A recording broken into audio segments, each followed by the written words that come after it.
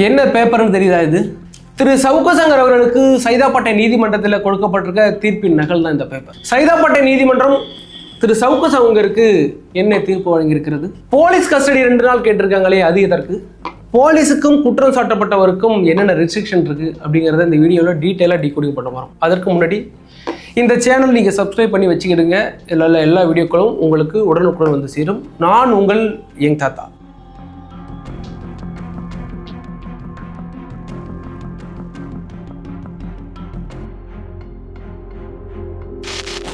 முதலில் இந்த வழக்கு எங்கே இருந்து ஆரம்பிக்கிறது, ஸ்டார்டிங் பாயிண்ட் இருந்து பார்க்கலாம். 12ஆம் தேதி டிசம்பர், அதாவது 12/12/2025 இரவு J1 சைதாப்பேட்டை காவல் நிலையத்தில் ஒரு வழக்கு ஒன்று பதிவு செய்யப்படுகிறது. அந்த வழக்கு என்னன்னா, ஹரிஹரன் என்பவர், அதாவது ஒரு பார் ஓனர், அவர் என்ன சொல்றாருன்னா, திரு சவுக்கு சங்கர் அவர்கள் என்னை மிரட்டி 10 லட்சம் ரூபாய் பணம் கேட்டார். நான் அவர் அலுவலகத்துக்கு போகும்போது என்ன ஆள் வச்சு அடிச்சாங்க. என்ன 1 லட்சம் ரூபாய் இப்போது யூபிஐல நிதிஷ் அப்படிங்கிற ஒரு அக்கௌண்ட்டுக்கு நான் மாற்றிருக்கிறேன். இதுதான் ஆதாரம். அவரை போய் அரெஸ்ட் பண்ணுங்க அப்படின்னு சொல்றாங்க.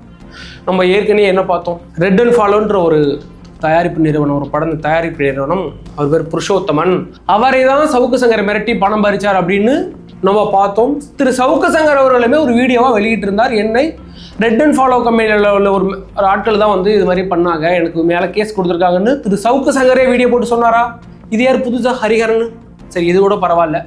இப்போ எல்லா யூடியூப் சேனல்லையும், இந்த ரெட்ஃபிக்ஸ் எல்லா சேனல்லையும், சாட்டை எல்லா சேனல்லையும் ஒரு பையன் ஒருத்தர் நான் தான் கேஸ் கொடுத்தேன் அப்படின்னு ஒரு ஆள் பேட்டி கொடுத்துருக்காரு. அது வாலண்டரியாக போயிட்டு எல்லா சேனலுக்குமே பேட்டி கொடுத்துட்ருக்காரு. அவர் யார்? அவருக்கு இந்த வழக்குக்கு என்ன சம்மந்தம்? அவர் பேர் ஹரிஹரனே கிடையாது, அவர் பேர் ரமேஷ் ரம்யா. பேரை பார்த்தீங்களா? ரமேஷ் ரம்யா. சரி, ஹரிஹரன் பார் ஓனர், அவர் கொடுத்த கேஸ் மூலமாக தான் இப்பொழுது திரு சவுக்கு சங்கர் கைது செய்யப்பட்டிருக்கிறார். அப்படி இருக்கிற பட்சத்தில் இந்த மகேஷ் ரம்யா அப்படிங்கிற நபர் யார் என்ற கேள்வி வருகிறதா? மகேஷ் ரம்யான்ற யாருன்னு நான் சொல்லித்தான் உங்களுக்கு தெரியணும்னு அவசியம் இல்லை. ஏன்னு கேட்டால், அவர் யாருக்கு உறவுக்காரர், யாருடைய நெருங்கிய நண்பர் அப்படிங்கிறது உங்களுக்கு ஆல்ரெடி தெரிஞ்சிருக்கும். அப்படி இல்லைன்னா அதை தெரியப்படுத்துறது எங்களுடைய வேலை. கண்டிப்பாக உங்களுக்கு நாங்கள் தெரியப்படுத்துவோம். சரி, 12ஆம் தேதி சைதாப்பேட்டையில் ஒரு கேஸ் ஃபைல் ஆகுது. எஃப்ஐஆர் போடுறாங்க 519/25, அதாவது 2025 ஒரு கேஸ் ஃபைலோட எஃப்ஐஆரோட நம்பர். கேஸ் ஃபைல் பண்ணி அடுத்த நாள் காலையில் போகிறாங்க. திரு சவுக்கு சங்கர் அவர்கள் உள்ளே பூட்டிக்கிட்டு, நான் வெளியில் வர முடியாது, என்னுடைய வழக்கறிஞர் வந்தால் தான் நான் வெளியில் வருவேன் அப்படின்னு சொல்கிறாரு. அதற்கு பிறகு தீயணைப்புத்துறையினரை வர வச்சு வீட்டை உடைச்சி திரு சவுக்கு சங்கர் அவர்களை கைது பண்ணுறாங்க. இது வரைக்கும் சரியாக நடக்குது. இதுக்கு பிறகுதான் முக்கியமாக கைது பண்ணி கொண்டு போகிறாங்களா?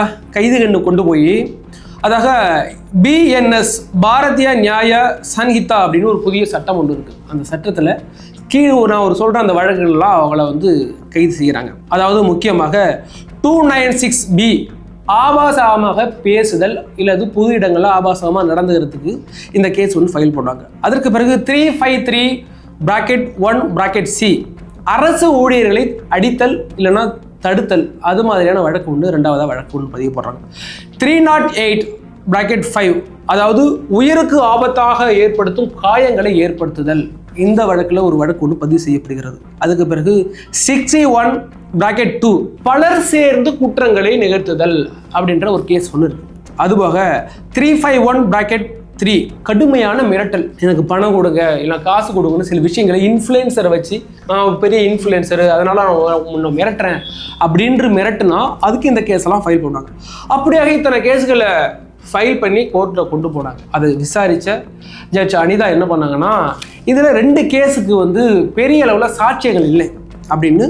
அது என்னென்ன கேஸ்னா, 296 ஆபாசமாக பேசுதல், அதற்கு எந்த ஒரு எவிடன்ஸுமே கிடையாது. நீங்கள் ஃபுட்டேஜ் வச்சுருக்கீங்க, உங்கள் ஃபுட்டேஜில் இருக்குது அப்படின்னு கேட்டாங்க. அது ஃபுட்டேஜில் எதுவுமே கிடையாது.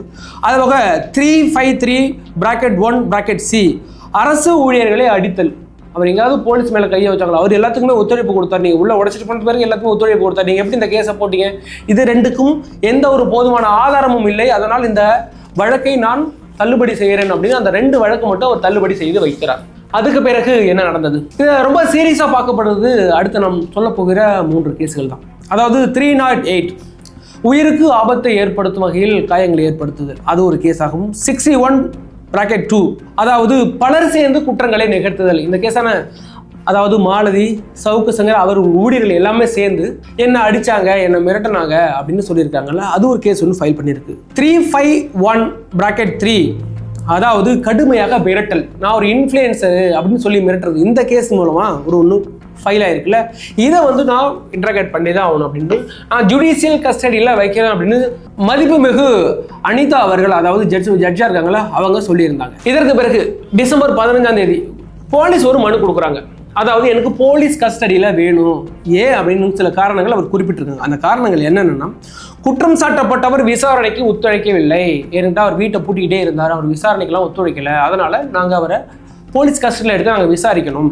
அதுபோக வீட்டில் சீஸ் பண்ண அந்த லேப்டாப், ஃபோன் இருக்குது, ஐபேடு, இதுக்கெல்லாம் பாஸ்வேர்டு இன்னும் இல்லை எங்கள்கிட்ட, அதை நான் ஓப்பன் பண்ணணும், அதெல்லாம் கேட்பதற்காகனாலும் எனக்கு போலீஸ் கஸ்டடி வேணும் அப்படின்னு கேட்டிருந்தாங்க. எத்தனை நாட்கள் கேட்டிருந்தாங்கன்னா 5 நாட்கள் கேட்டிருந்தாங்க. இது போக சொத்து குவிப்பு வழக்காக விசாரிக்கணும், சொத்து குவிப்பு நிறைய இது மாதிரி மிரட்டி சொத்து குவிப்புலாம் பண்ணியிருக்கலாம், அதற்காக நான் விசாரிக்கணும். Who gave the authority to the police for searching this kind of the case? This is a ED case. சொத்து குவிப்பு வழக்கெல்லாம் ED தானே ஹேண்டில் பண்ணும், போலீஸ் எப்படி உள்ள வரும்? இதை விசாரிக்க போலீஸுக்கு யாரும் அத்தாரிட்டி கொடுத்தாங்கிற கேள்வி ஒன்று இருக்குல்ல. ED கேஸ் விசாரிக்க வேண்டிய கேஸை போலீஸ் விசாரிக்கணும்னு சொல்றதே பெரிய ஆச்சரியமா இருக்கிறது. ஆக மொத்தத்தை இதெல்லாம் காரணம் காட்டி போலீஸ் என்ன சொல்லுச்சுன்னா, எனக்கு 5 நாட்கள் போலீஸ் கஸ்டடியில் வேணும், திரு சவுக்கு சங்கரை விசாரிக்கணும் அப்படின்னு சொல்லியிருந்தாங்க. ஆனால் திரு சவுக்கு சங்கருடைய வழக்கறிஞர் ராஜ்குமார் பாண்டியன் அவர் என்ன சொன்னார்னா, அவர் ஒரு சில கருத்துக்களை முன்வைக்கிறார் திரு சவுக்கு சங்கருக்கு ஆதரவாக. என்னன்னா, ஏற்கனவே போலீஸ் கஸ்டடியில் எடுக்கும் போது போலீஸ் அசால்ட் நடந்துச்சு, அவர் கையை உடைச்சாங்க. இதுவாக தேனியிலிருந்து சென்னைக்கு கொண்டு வரும் வழியில் அவருடைய வேன், அதாவது திரு சவுக்கு சங்கர் கொண்டு வரப்பட்ட போலீஸ் வேன் ஆக்சிடென்ட் ஆனிச்சு. இது எங்களுக்கு எதுவும் சாதாரண மக்களாம் தெரியல. இதுபோக அவருடைய காரில் கஞ்சா வச்சிருந்த போலீஸ் வச்சு எடுத்தது. ஏற்கனவே கஞ்சா கேஸ் ஒன்று ஆனிச்சுல, திரு சவுக்கு சங்கர் மேலே ஒரு கஞ்சா கேஸ் ஒன்று இருக்கு. அந்த கஞ்சா கேஸ் எப்படி இருந்துச்சுன்னா, போலீஸே கஞ்சா வச்சு தான் எடுத்தது. இதை மாதிரியான குற்றச்செயல்கள் நடப்பதற்கு அங்கே வழி இருக்கிறது, அதனால போலீஸ் கஸ்டடியை நீங்கள் கொடுக்கக்கூடாதுன்னு அவர் ஆர்கியூமெண்ட் பண்ணாங்க. ஆனால் ஜட்ஜ் என்ன சொன்னாங்கன்னா, போலீஸ் இன்ட்ராகேஷன் கண்டிப்பாக வேணும், உண்மை என்னன்னு தெரிஞ்சாகணுங்க, அதனால போலீஸ் இன்ட்ராகேஷன் இல்லாமலாம் இருக்க முடியாது, அதனால 2 நாள் நான் உங்களுக்கு போலீஸ் 100 நான் தர்றேன், முடிஞ்சால் நீங்கள் விசாரிச்சுக்கிடுங்க அப்படின்ட்டு நேற்று, அதாவது 16 சாயந்தரம் 5 மணிலேருந்து 18 சாயந்தரம் 5 மணி வரைக்கும், அதாவது 2 நாட்கள் இதுக்குள்ள நீங்க விசாரிச்சுக்கிடுங்க அப்படின்னு டீட்டெயிலா ஜட்ஜ்மெண்ட் கொடுத்திருக்காங்க அனிதா அவர்கள். அந்த ஜட்ஜ்மெண்ட்ல மெயினா குறிப்பிடப்பட்டது, திரு சவுக்கு சங்கருக்கு ஆதரவாக உயர்திரு நீதிபதி அனிதா அவர்கள் போலீஸுக்கு சில கட்டுப்பாடுகளை விதிச்சிருக்காங்க. ஏன்னா அவங்க வந்து போலீஸ் கஸ்டடி கொடுக்கும்போது சில கட்டுப்பாடுகளை கொடுத்துருக்காங்க. அது முதல் கட்டுப்பாடுல பிசிக்கல் ஹராஸ்மெண்ட் பண்ணக்கூடாது. திரு சவுக்கு சங்கரை ஏற்கனவே நீங்க கையெல்லாம் உடைச்சிருக்கீங்க, நீங்க பிசிக்கல் ஹராஸ்மெண்ட் பண்ணக்கூடாது. அதுபோக மென்டலியாகவும் நீங்க ஹராஸ்மெண்ட் பண்ணக்கூடாது, அவரை மென்டல் டார்ச்சர் பண்ணக்கூடாது அப்படின்னு இருக்காங்க. அதுபோக சர்ச் பண்றதா இருந்தாலும் சரி, அவர் விசாரிக்கிறதா இருந்தாலும் சரி, வீடியோ அண்ட் ஆடியோ ரெக்கார்டு இருக்கணும், மானிட்டரிங் நீங்க பண்ணணும் அப்படின்னு சொல்லியிருக்காங்க. அதுபோக ஃபோர்ஸ்டு கன்ஃபெஷன், திரு சவுக்கு சங்கரை மிரட்டின்னு அதை பண்ண இதை பண்ணணும்னு ஏற்கனவே அந்த குற்றச்சாட்டுகளும் திரு சவுக்கு சங்கர் ஜெயிலேருந்து வந்ததுக்கு பிறகு வச்சாரா இல்லையா, அதே மாதிரி நீங்க பண்ணக்கூடாது அப்படின்னு திரு அனிதா அவர்கள் திரு அழுத்தம் திருத்தமாக ஃபோர்ஸ்டு கன்ஃபெஷன் கூடாது அப்படின்னு இருக்காங்க. இதுவாக ஃபுட் ஸ்டே மெடிக்கல் கேர் இது கட்டாயமா நீங்க பார்த்துக்கணும். அதுவாக 5 to 5:30 அந்த ஒரு அரை மணி நேரம் வழக்கறிஞரை சந்திக்க அனுமதிக்க வேண்டும். திரு சவுக்கு சங்கர் அவர்கள் அவருடைய வழக்கறிஞராக இருக்கக்கூடிய ராஜ்குமார் பாண்டியனை நீங்கள் சந்திப்பதற்கு அரை மணி நேரம் ஒவ்வொரு நாளும் நீங்க அவங்களுக்கு டைம் கொடுக்கணும் அப்படின்னு சொல்லியிருக்காங்க. இது திரு சவுக்கு சங்கருக்கான சாதகமாகவே பார்க்கப்படுகிறது. அதுபோக திரு சவுக்கு சங்கர் மேல சில தவறுகள் இருக்கிறது, குற்றங்கள் இருக்கிறது அப்படின்னு அவங்க நோட் பண்ணி சொல்லியிருக்காங்க. அப்சர்வேஷன் நல்லாவே பண்ணியிருக்கிறாங்க திரு அனிதா அவர்கள். அதாவது போலீஸ் வந்தாங்கல்ல, அப்ப வீட்டை சாத்திக்கிட்டு இருந்தது சட்டப்படி குற்றம். அதாவது போலீஸ் வந்துச்சா நீங்க அவங்களுக்கு முழு ஒத்துழைப்பு கொடுத்துருக்கணும். அதுபோக போலீஸ் வெளியில நின்றுட்டு இருக்க கைது பண்ண, அப்போ உள்ள உட்காந்து நீங்க லைவ்ல நீங்க ரெக்கார்ட் பண்ணி உங்களோட சேனல்ல நீங்க இந்த வீடியோ நீங்க போட்டது மிகப்பெரிய தப்பு. இது வந்து இந்த போலீஸ் செக்டாருக்கு நீங்க வந்து ஒரு பெரிய அவமரியாதை செஞ்ச மாதிரி நீங்க பண்ணிருக்கீங்க, இது ஒரு அரசுக்கு எதிராக நீங்க அவமரியாதை பண்ண மாதிரி நீங்க பண்ணிருக்கீங்க அப்படின்னு ஒரு எடுத்து கூறியிருக்கிறாங்க திரு அனிதா அவர்கள். அதையுமே நம்ம இந்த கேஸ் ஃபைல நம்ம பார்க்க முடிகிறது. ஆக மொத்தத்தில் திரு அனிதா அவர்கள் ஜட்ஜ்மெண்ட் அனிதா அவர்கள் நம்ம கொடுத்த இந்த ஜட்ஜ்மெண்ட்ல நம்ம பார்க்கக்கூடியது, இந்த காமன் மேன் அவர்களுக்கான லா இருக்குல்ல, இந்த சட்டம் எல்லாருக்குமானது சமம் அப்படின்னு. ஏன்னா திரு சவுக்கு சங்கர் அவர்களே அரசு எவ்வளவு வன்முறையாக திட்டம் தீட்டி திரு சவுக்கு சங்கரை அரெஸ்ட் பண்ணியிருக்குங்கிறது உங்களுக்கும் தெரியும், எனக்கும் தெரியும். இருந்த போதிலும் இந்த ஜட்ஜ்மெண்ட் அப்படிங்கிறது பொதுமக்கள் எல்லாருக்குமே சமம். அரசு ஒன்று சொல்லிட்டா நான் உடனே நடவடிக்கை எடுக்க மாட்டேன் அப்படின்னு இந்த அனிதா அவர்கள் கொடுத்திருக்கிற சட்டம் எல்லாருக்கும் ஒரு முன்னுதாரணமாக தான் பார்க்கப்படுகிறது. இரண்டாவதாக போலீஸ் பவர். என்கிட்ட பவர் இருக்குன்னு இந்த போலீஸ் பண்ற அராஜகம் இருக்குல்ல, அத்துமீறல் இருக்குல்ல, அதுக்கு ஒரு முற்றுப்புள்ளி. நீ எவ்வளோ பெரிய அராஜகம் பண்ணாலும் சரி, நீ கோர்ட்டுக்குள்ளே வந்துட்டா நான் சொல்கிறதா, நான் 5 நாள் கேட்டாங்க போலீஸ் கஸ்டடியில் எடுத்து நான் சவுக்கு சங்கரை போட்டு திருகுன்னு திரிகிறேன் அப்படின்னு சொன்னீங்கல்ல, நான் உனக்கு 2 நாள் தான் டைம் கொடுப்பேன் அப்படின்னு சொல்கிற அந்த தைரியம் இருக்குல்ல. உண்மையிலே இந்த நீதி, இந்த போலீஸோட பவர் இருக்குல்ல, அதுக்கு ஒரு லிமிட் இருக்குது. இது பொது மனித வாழ்க்கையில் நீங்கள் தலையிடவே கூடாது. உங்களுக்கு தைரியம் இருக்கிறது, உங்களுக்கு சக்தி இருக்கிறது, உங்களுடைய பக்கம் ஆட்சி இருக்குது அப்படிங்கிறதுனால ஒரு தனி மனிதனை அரெஸ்ட் பண்ணி நீ இத்தனை மாதம் நான் உள்ளே வச்சிருவோம் அப்படிலாம் பார்க்க முடியாது. நீதினு ஒன்று இருக்குது, அதை நிலைநாட்டியிருக்கிறார் திரு அனிதா அவர்கள் அப்படின்னு தான் நம்ம இந்த விஷயத்தில் பார்க்குறோம். இதுபோக இந்த விஷயத்தில் அக்யூஸ்டுக்கு ரைட்ஸ் இருக்குது. இது எவ்வளோ பெரிய அக்யூஸ்டாக இருக்கட்டுமே, திரு சவுக்கு சங்கர் மேலே போடப்பட்டிருக்கிற அந்த வழக்குங்கிறது ஒரு கிரிமினல் வழக்கு, அவனுக்கான ரைட்ஸை நிலைநிறுத்திருக்கு. அதே விஷயத்தில் திரு சவுக்கு சங்கருக்கும் இந்த நீதி நிலைநாட்டப்பட்டிருக்கிறதாக நாங்கள் பார்க்குறோம். கூடிய விரைவில் வேறு என்னென்ன விஷயங்கள்லாம் அதில் மூவ்மெண்ட் ஆகுது, இன்னும் இம்ப்ரூவ்மெண்ட் ஆகுது அப்படின்னு பார்க்கறதுக்கு முன்னாடி திரு சவுக்கு சங்கர் அவர்கள் மீது இப்படி அப்பட்டமாக, நான் ஏற்கனவே வீடியோ போட்டிருந்தோம், நீங்கள் சவுக்கு சங்கருக்கு சப்போர்ட் பண்ணுறீங்களா, நீங்கள் சவுக்கு சங்கருக்கு சப்போர்ட் பண்ணுறீங்களா, அவர் எப்படிப்பட்ட புரோக்கர் தெரியுமா, அவர் ஏடிஎம்கே புரோக்கர் அப்படி இப்படின்னு நிறைய கமெண்ட்கள் நாங்கள் பார்க்குறோம் எங்களுடைய வீடியோவுக்கு கீழே.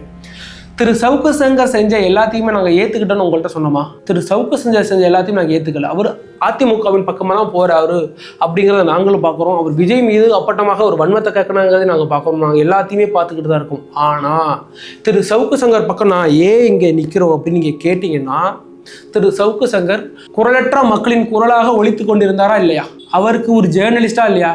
நம்மலாம் YouTuber, social media influencer, media person, இன்னைக்கு ஆயிரக்கணக்கான மக்கள் இன்னைக்கு இதுக்கு பின்னாடியே சுற்றிக்கிட்டு இருக்காங்கல்ல. நாளை அவர்களுடைய குரல் நெரிக்கப்படுமா இல்லையா? இன்னைக்கு சவுக்கு சங்கருக்கு நடந்தது நாளைக்கு எனக்கு நடக்குமா இல்லையா?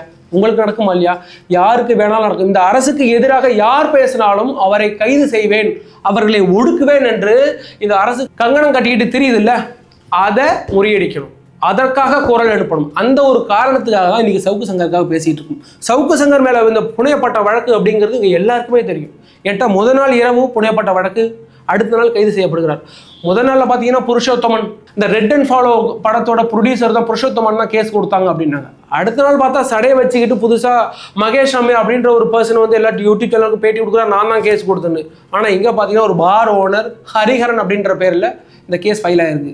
அப்போ இந்த திமுக, இந்த ஆளும் அரசு திரு சவுக்கு சங்கரை திட்டம் தீட்டி ஜெயிலில் போடுவதற்காக என்னென்ன நாடகத்தை நடத்துகிறது அப்படிங்கிறது வெட்ட வெளிச்சமாக்கணுமா இல்லையா? அந்த வெட்ட வெளிச்சமாக்க வேண்டிய இடத்துல நாங்கள் இருக்கிறோம். இதே சவுக்கு சங்கருக்கு நடந்த விஷயம் நாளைக்கு வேற யாருக்கு நடந்தாலும் நாங்கள் எடுத்து பேசுவோம். சவுக்கு சங்கர் வெளியில் வரட்டும், அவர் பேசட்டும். அவர் பேசும்போது அவர் மேலே 1000 தவறு இருந்தால் கேள்வி கேளுங்கள். ஏன்னு அவர் போட்ட 1000 வீடியோக்களிலுமே நம்ம மக்கள் போய் கேள்வி கேட்டுட்டு தான் இருக்க. நீ இந்த இடத்துல நீ தப்பு பண்ற, இந்த இடத்துல நீங்க எங்களை இன்ஃப்ளூயன்ஸ் பண்றீங்க, இது தவறுன்னு ஆயிரக்கணக்கான மக்கள் ஒரு இடத்துல போய் கேட்டுட்டு தானே இருந்தாங்க. அந்த உரிமை உங்களுக்கு இருக்கா இல்லையா?